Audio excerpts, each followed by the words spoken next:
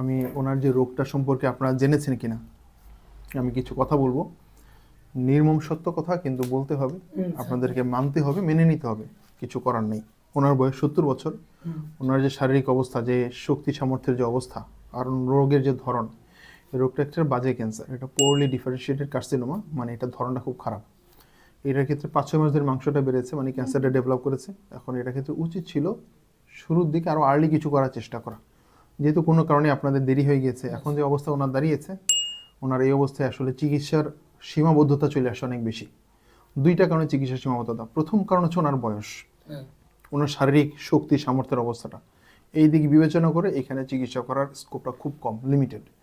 এই ধরনের ক্যান্সারের ক্ষেত্রে চিকিৎসার প্রথম স্টেজটা, প্রথম ধাপটা থাকে অপারেশন করে থেরাপি।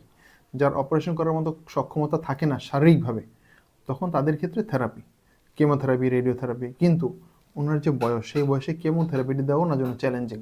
আপনার ওনাকে নিয়ে নড়তে পারছেন না, যেতে পারছেন না কোথাও, ওনাকে ধরে নিতে হয়। এই অবস্থায় ওনাকে ইনজেকশন বা থেরাপি দেওয়াটা খুব চ্যালেঞ্জিং। তারপরেও আমাদের পক্ষ থেকে প্রস্তাব থাকবে যে ওনাকে ওই ক্যান্সার বিশেষজ্ঞ যারা আছেন তাদের সাথে একটু দেখা করে পরামর্শ করে ওনাকে আদৌ কোনো থেরাপি দেওয়া যায় কিনা, দিলে সেটা কতটুকু মাত্রায় দেওয়া যাবে সেটা ওনারা ঠিক করে দেবেন। কিন্তু ওনার থেরাপি দিয়ে কতটুকু লাভ হবে, এটা মনের সান্ত্বনা। একদম সহজ ভাষায় বলে, এটা আমার আপনার মনের সান্ত্বনা যে আমার মায়ের চিকিৎসা আমি করাচ্ছি, চিকিৎসা ছাড়া আমার মা যাচ্ছে না। এখন এই ক্যান্সারটা আসছে ওনাকে নিয়ে যাওয়ার জন্য, এই ক্যান্সারটা ওনাকে রেখে যাবে না। সো কখনো এই কারো কথায় এটা আশা করবেন না বা বিশ্বাস করবেন না যে ক্যান্সারটা ভালো হয়ে যাবে, বেঁচে যাবে।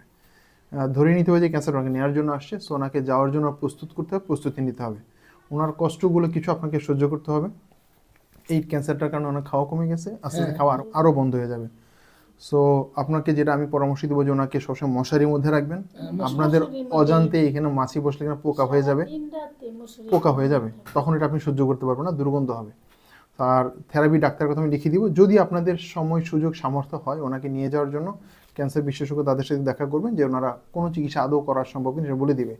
আমরা সাময়িক কিছু ব্যথার ওষুধ এগুলো কিছু দিয়ে রাখবো, কিন্তু ক্যান্সারের ব্যথা যেটা আশেপাশে মাংস, রগ, এগুলোকে, নার্ভগুলোকে ধরে ফেলে, এই ব্যথাগুলো আসলে আদতে কোনো ওষুধে খুব বেশি কন্ট্রোল করা যায় না। সো ওনার কিছু কষ্ট হবে, এই কষ্টটা আমরা কমানোর চেষ্টা করব। আপনারা একটু যত্ন নিয়ে রাখবেন যেন ওনার শেষ সময়টা ভালো মতো কাটে, ঠিক আছে ইনশাল্লাহ।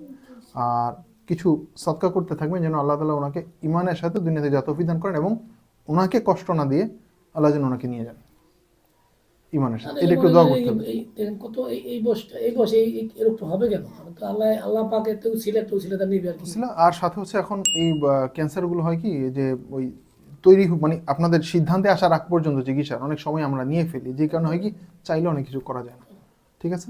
যখন আপনারা দোয়া করতে থাকেন, নিজেরা ধৈর্যের সাথে চলতে থাকেন, ওনার জন্য যতটুকু করার সুযোগ থাকে খেদমত সেটা করেন। আর যেটা বলেছি, মশারি ছাড়া ওনাকে রাখবেন না।